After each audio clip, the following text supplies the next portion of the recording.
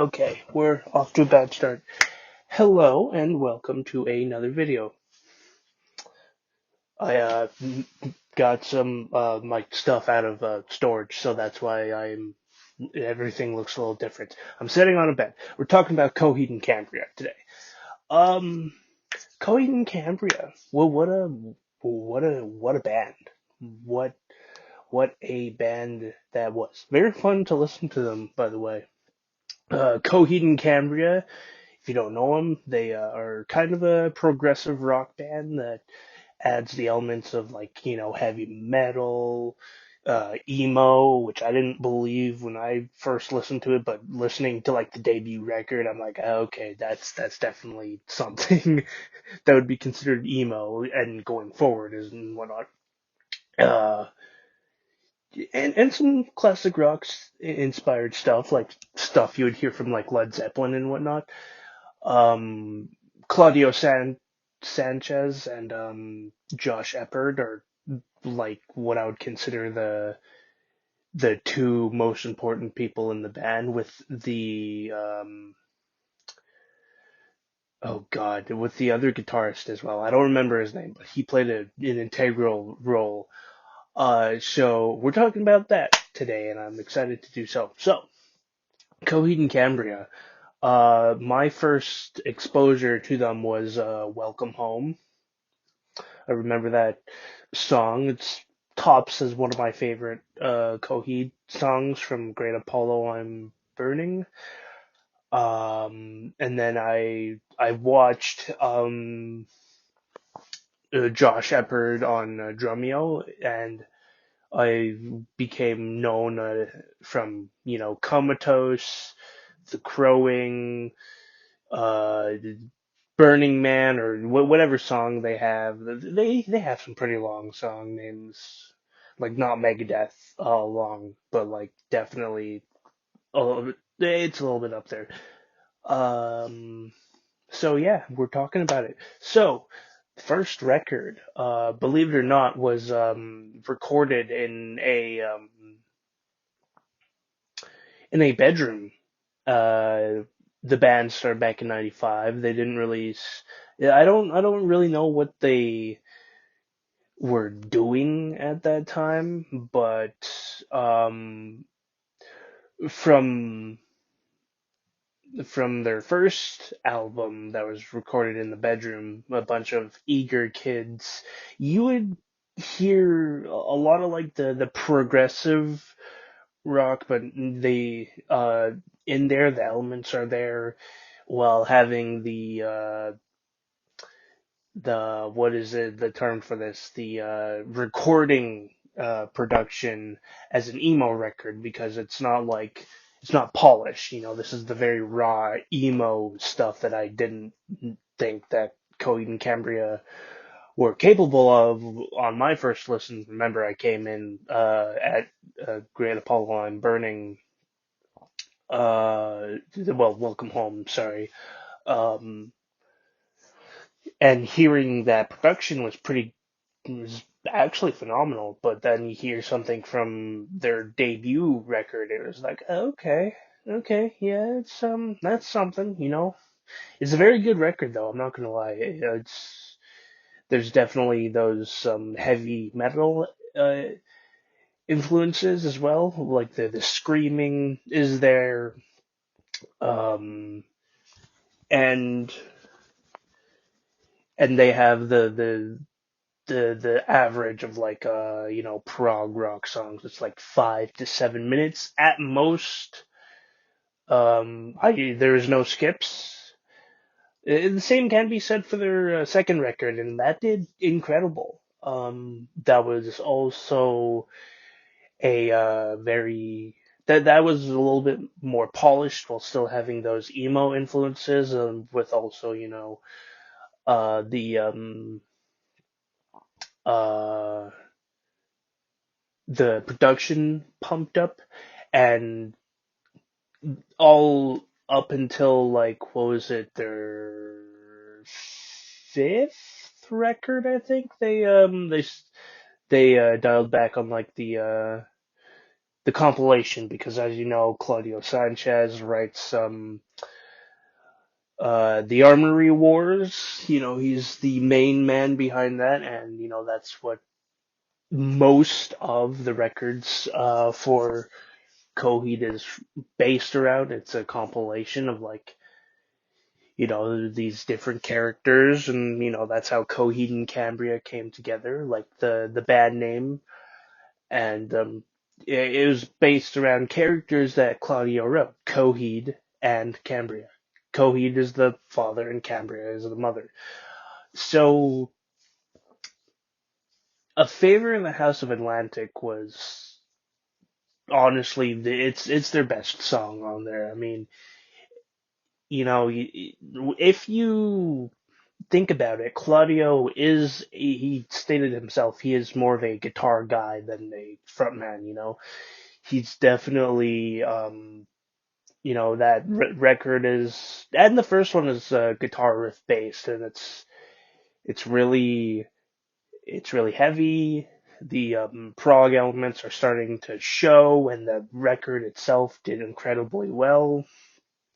But then we go into Good Apollo, Oh, I Am Burning, um, that long. So we're just gonna call it Good Apollo What? That record, oh my god. It was so good. So heavy.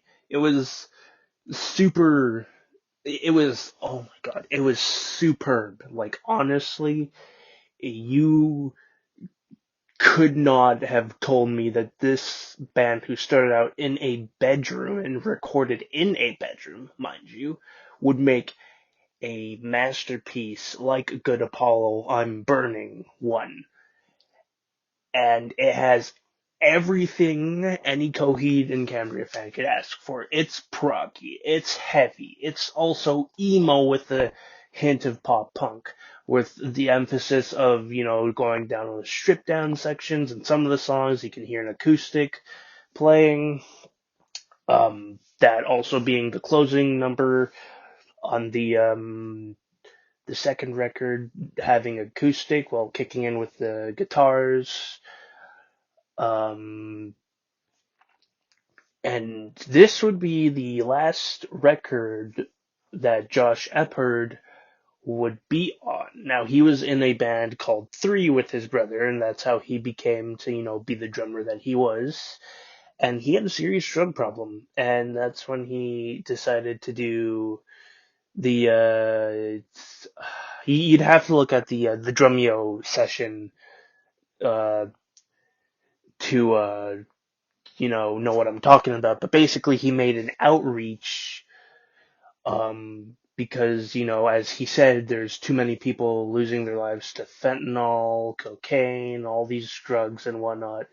And so his story is absolutely incredible. I mean, really, what it boils down to is that, when he left the band due to those conflicts, he said that the Afterman Ascension was the album that saved his life. Now we'll get to that in a second.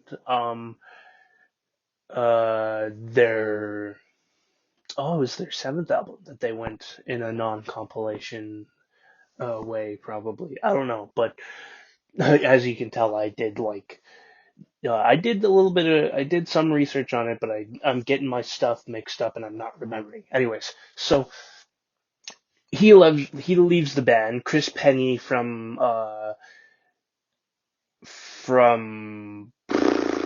was it? The Dillinger Escape Plan is in the band now, but he's not on he's not on that record. He was that drum the drums for the Good Apollo 2 was actually done by what was it? Taylor Hawkins, who unfortunately also passed away. Rest in peace, Taylor Hawkins. We're losing so many good people right now. we lost a melodic death metal legend here yesterday, but before I get sidetracked here, so he also needed Chad Smith as well because he there was so much that the band needed to say to directly to Josh in what was it, the Afterman, that he just needed his support buddy. Oh fuck. Did you comment down below if I'm getting this wrong? But I'm pretty sure it was the I'm pretty sure it was after. Yeah, the Ascension was the one album that Chris was in. Like he did the drum fills and whatnot. But also I'm getting sidetracked. Okay, so um, Afterman, the Ascension.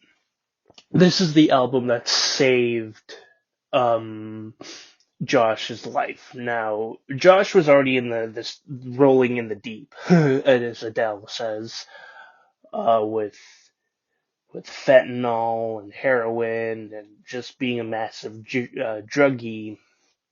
And um, Afterman, there was so much that the band wanted to say that they knew that they couldn't get to him personally. They needed to do it in a musical sense, and that is incredibly genius, in my opinion. It was the right amount of heavy, kind of straying away from the screams, what I would consider the emo screams.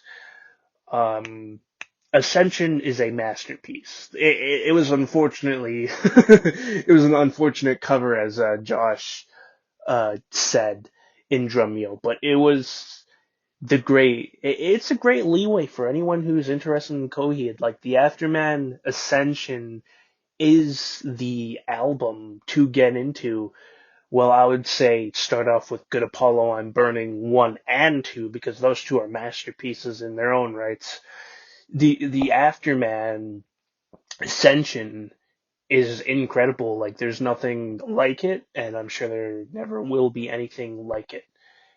And he would later be invited to be joined back in the band after that uh, stint that Josh was. He was like, okay, I'm getting my life back together, guys. I've quit doing this stuff. You've reached me, and they're like, well, welcome back to the band, man.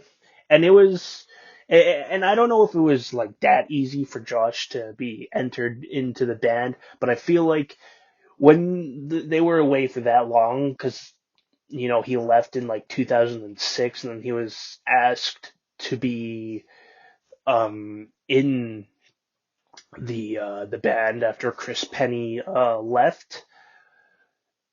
Um, and he would later be on the Afterman Descension. Now, this one was an interesting listen because, after so long of being apart, it,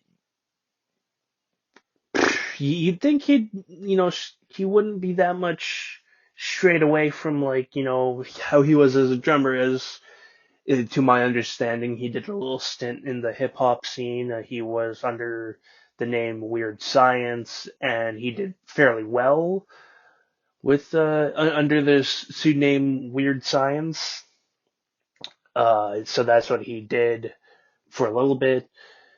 Um, but he came back into the band. The drumming is so good in that album. Like honestly, if you think the Good Apollo 1 drumming was pretty good, the fucking Descension was an absolute masterclass of, like, you can feel his presence there and onwards up until like Father of Make Believe.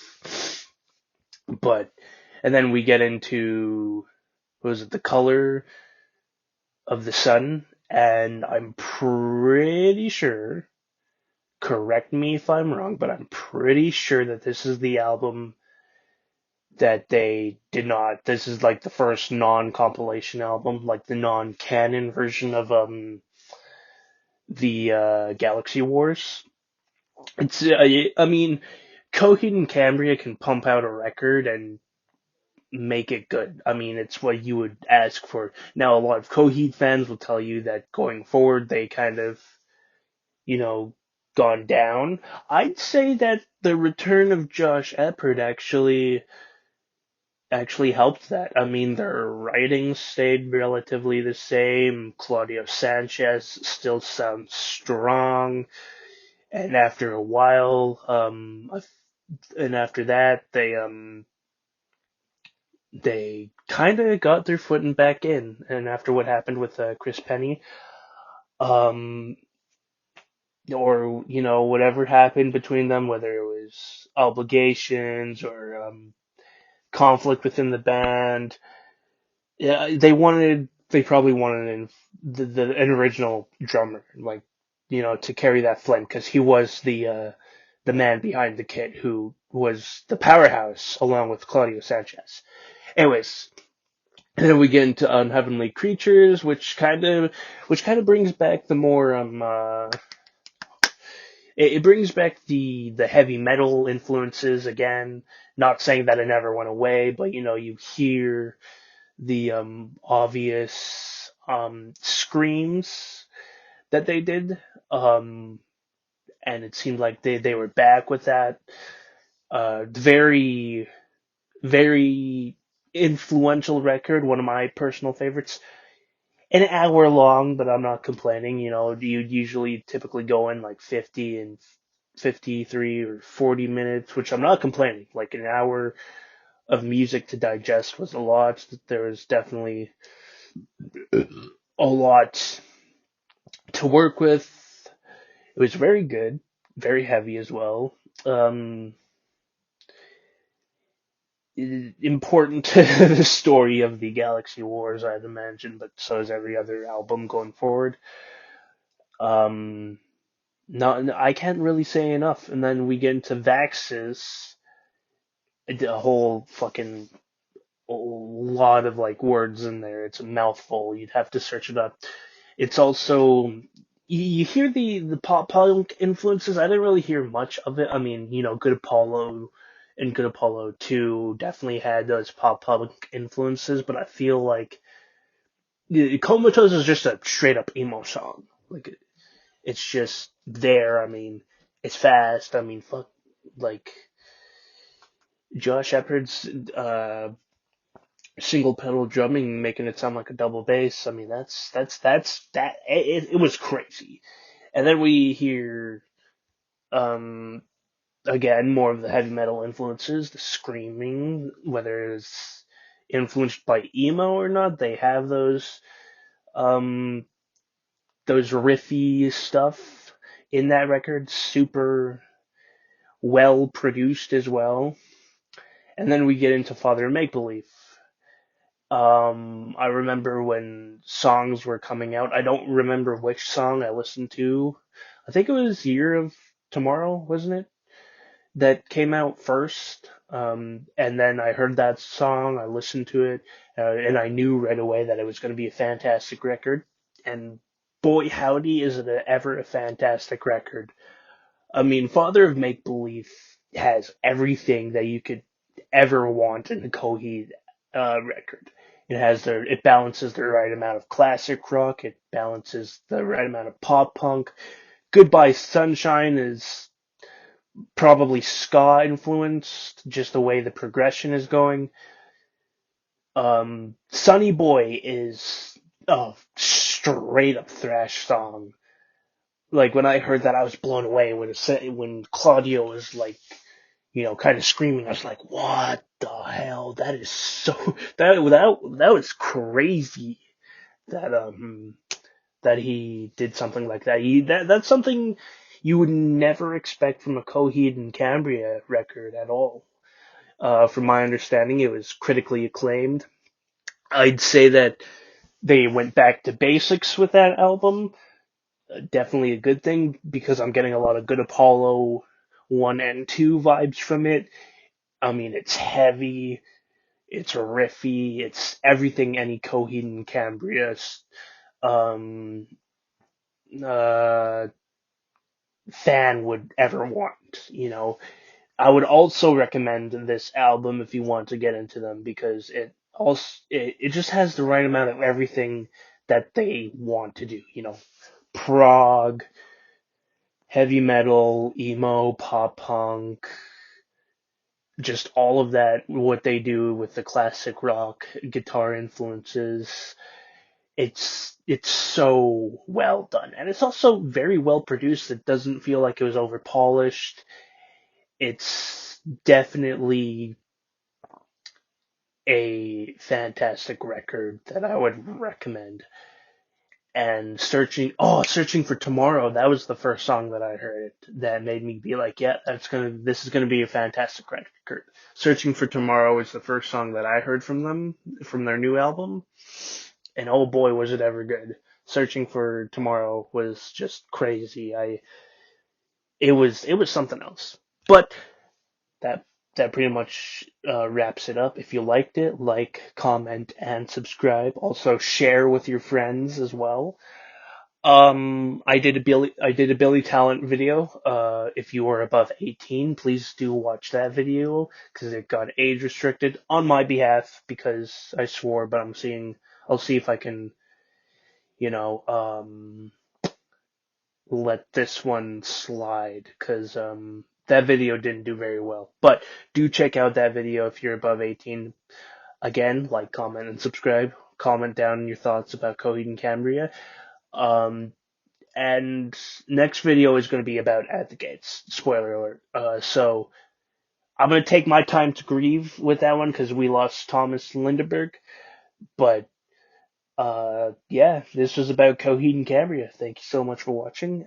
Do again, please consider subscribing or liking and sharing, and also commenting your thoughts, or watch it again twice, as Brandon Ferris once said. All right, take care, everyone, and stay safe. Screw cancer.